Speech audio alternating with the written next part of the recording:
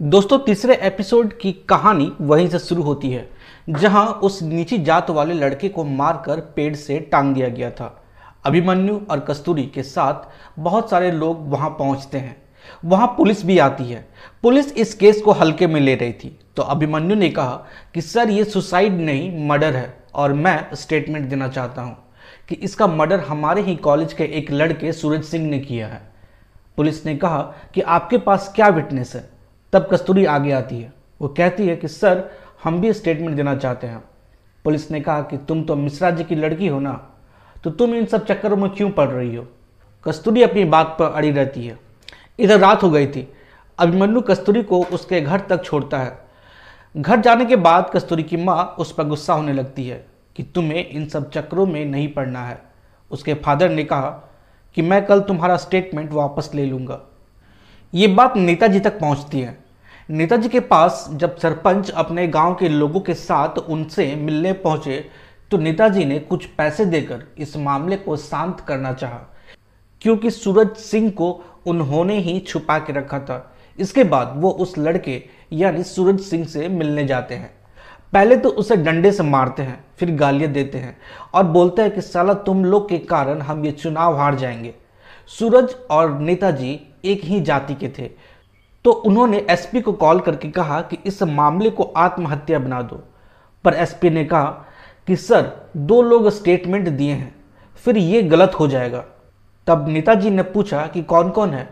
तब एसपी ने बताया कि एक अभिमन्यु सिंह है और दूसरी कस्तूरी है।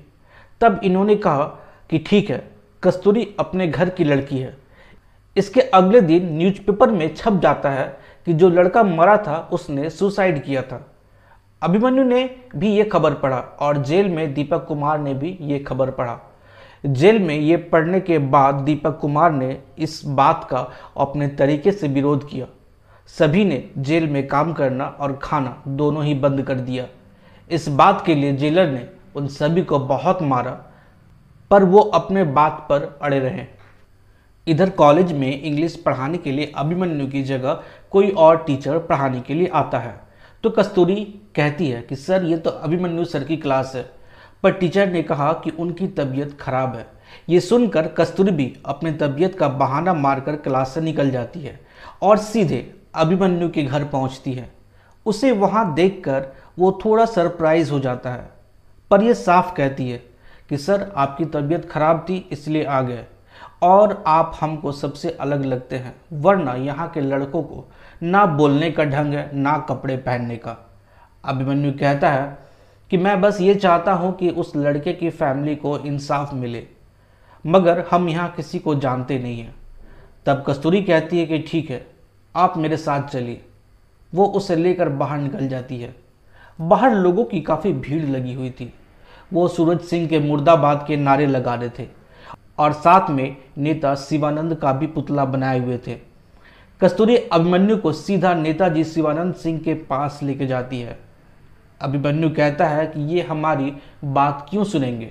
इस पर कस्तूरी कहती है कि अंकल हैं हमारे, बेटी जैसा मानते हैं और आप बोलिएगा तो ज़रूर समझेंगे। ये दोनों जाके नेताजी से मिलते हैं। कस्तूरी चाय बनाने चली जाती है। तब अभिमन्यु उन्हें कहता है कि सर, हम बस इतना चाहते हैं कि उस लड़के की मर्डर का निष्पक्ष जांच हो। तब नेताजी बोलते हैं कि देखिए, पुलिस तो अपना काम कर रही है, अब हम इसमें क्या कर सकते हैं। और कहाँ आप इस पॉलिटिक्स में पढ़ रहे हैं, आप प्रोफेसर हैं, पढ़ाइए, अपना काम कीजिए। तब अभिमन्यु कहता है, सर, पॉलिटिक्स आप बेहतर जानते हैं, लेकिन पब्लिक तो वही देखेगा जो हम देख कर आए हैं कि कोई नेता चिल्ला चिल्ला कर उनके इंसाफ की मांग कर रहा है, पर वो आप नहीं हैं। ये बात नेताजी समझ गए। वो तुरंत कस्तूरी और अभिमन्यु के साथ उस जगह पर गए और लोगों को आश्वासन दिया कि इसका निष्पक्ष जांच होगा, मैं हमेशा आपके साथ खड़ा हूँ। इसके बाद जो लोग नेताजी का पुतला फूंक रहे थे, फिर वही उनकी जय जयकार करने लगते हैं। पुलिस अपनी जांच में तेजी दिखाती है और सूरज सिंह को पकड़ लेती है और उसे अदालत में पेश करती है। सुनवाई के बाद सूरज सिंह को बेल की जगह 1 हफ्ते की पुलिस रिमांड सुनाया जाता है। उसी दिन दीपक कुमार को भी कोर्ट में लाना था।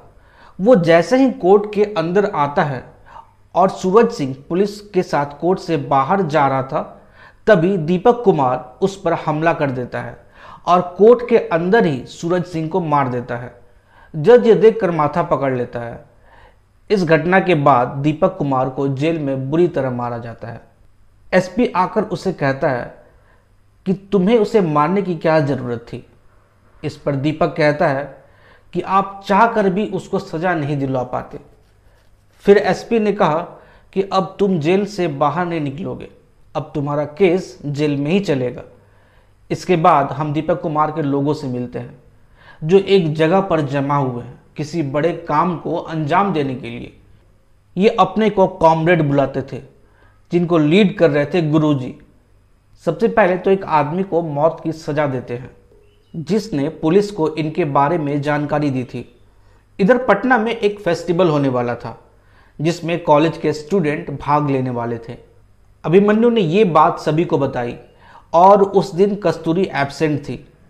उसे क्लास में ना देख उसे अच्छा नहीं लग रहा था। वो बहाने से उसके दोस्तों से पूछता है कि कस्तूरी तो जा रही है ना, तो वो कहते हैं कि सर पता नहीं, उसकी माँ बहुत गुस्से में है। कस्तूरी को उसकी माँ घर में बंद करके रखी है। वो चाहती है कि कस्तूरी ये न्याय और पुलिस के चक्कर से दूर रहे। ये उस दिन कोर्ट में थी अभिमन्यु के साथ जब सूरज सिंह का मर्डर हुआ। तब कस्तूरी को तो जाना तो था, तो अगले दिन अपने घर का लॉक खोलकर बिल्डिंग की पाइप से नीचे उतर कर वो बाहर निकल जाती है। पर बाहर उसकी माँ उसे देख लेती है, पर वो किसी तरह से उन्हें मनाकर उस बस तक जाती है जिसमें सभी लोग जा रहे थे। उसे आता देख अभिमन्यु भी खुश हो जाता है। पर ये लोग जब वहाँ पहुँचते हैं तो अभिमन्यु से एक लड़की मिलती है जो उसके साथ पढ़ा करती थी। वो उससे काफ़ी फ्रैंक थी। ये देखकर कस्तूरी को अच्छा नहीं लग रहा था। फिर जब प्रोग्राम ख़त्म हो गया तो कस्तूरी को फर्स्ट प्राइज़ दिया गया। पर जब ये लोग वापस जहानाबाद के लिए निकले तो अभिमन्यु इनके साथ नहीं था। किसी ने आकर बस इतना कह दिया कि आज सर यहीं पे रुकेंगे। कस्तूरी बस में उनका वेट कर रही थी। ये सुनकर उसे बुरा लगा तो वो बस से उतर गई और सीधे उस लड़की यानी टीचर के घर चली गई और जाकर बोलती है कि अभिमन्यु सर को बाहर बुलाइए। पहले तो वो उसे पानी पीने के लिए देती है। अभिमन्यु वहाँ नहीं था। उसे फ़ोन करके बुलाती है। अभिमन्यु वहाँ आकर कस्तूरी को डांटता है कि तुम यहाँ क्या कर रही हो। इतना कहते ही कस्तूरी उसके गले लग जाती है और रोने लगती है और कहती है कि सर आई लव यू। उसके बाद अभिमन्यु रागिनी यानी उसके दोस्त को सॉरी बोलता है और फिर ये दोनों वहाँ से निकल जाते हैं। फिर ये दोनों साथ जहानाबाद के लिए निकलते हैं। बातों ही बातों में अभिमन्यु ने भी उसे प्यार का इजहार कर दिया। कस्तूरी बहुत खुश थी।